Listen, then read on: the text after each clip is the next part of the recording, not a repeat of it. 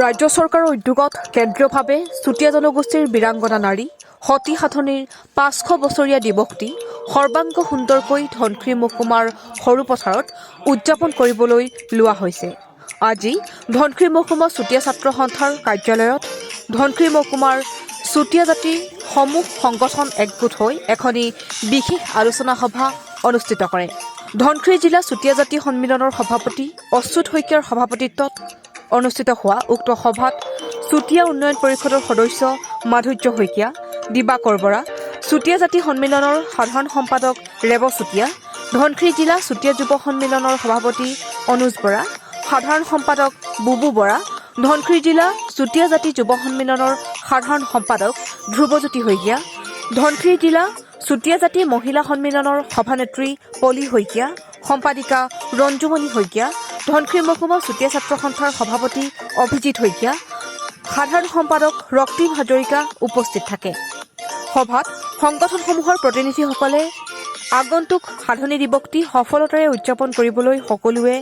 একগোট হৈ কাম কৰিবলৈ আহ্বান জনায়। উল্লেখযোগ্য যে সাধনী দিৱসটি সফলতাৰে উদযাপন কৰিবৰ বাবে এখনি উদযাপন সমিতি গঠন কৰিবৰ বাবে ধনশিৰি মহকুমা প্ৰশাসনে অহা 19 মাৰ্চত গোলাঘাট দক্ষিণ উন্নয়ন খণ্ডৰ প্ৰেক্ষাগৃহত এখনি ৰাজহুৱা সভা আহ্বান কৰিছে। ৫০০তম কেন্দ্ৰীয় সাধনী দিৱস এইবাৰ আমাৰ ধনশিৰি মহকুমাত পাতিবৰ বাবে আমাৰ অসম চৰকাৰে যা যোগাৰ কৰিছে। সেয়ে আজি আমি কেউৰিটি ভাতৃ সংগঠন লগ হৈ এখনি আমি আলোচনা মিলিত হওঁ আৰু সকলোৱে আমি একক প্ৰচেষ্টাৰে যাতে আমাৰ সন্মানীয় বিধায়ক মহোদয়ে যি আমাক এটা সুযোগ প্ৰদান কৰিছে যে আমি গোটেই সাধনী দিৱসটো যাতে সৰ্বাংগ সুন্দৰভাৱে পালন কৰিব পাৰোঁ,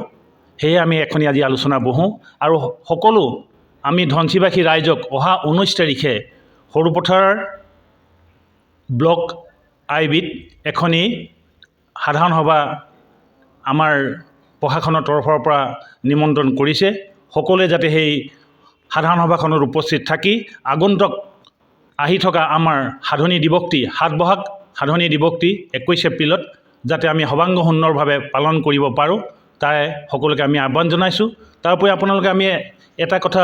জানিবলৈ পাই সুখী হৈছোঁ যে এইবাৰ আমাৰ ইয়াত আমাৰ অসমৰ সন্মানীয় মুখ্যমন্ত্ৰী মহোদয় হিমন্ত বিশ্ব শৰ্মাদেৱ ইয়ালৈ আহিব, লগতে আমাৰ সাংস্কৃতিক পৰিক্ৰমা মন্ত্ৰী বিমল বৰাদেৱো আহিব। সেয়েহে আমি সকলো ধনশিৰিবাসী ৰাইজে একত্ৰিত হৈ আমি আমাৰ এই পবিত্ৰ সাধনী দিৱসটি যাতে সৰ্বাংগ সুন্দৰভাৱে পালন কৰিব বাবে সকলো আমাৰ জ্ঞাতি তথা ধনশিৰিবাসী ৰাইজক আহ্বান জনাইছোঁ।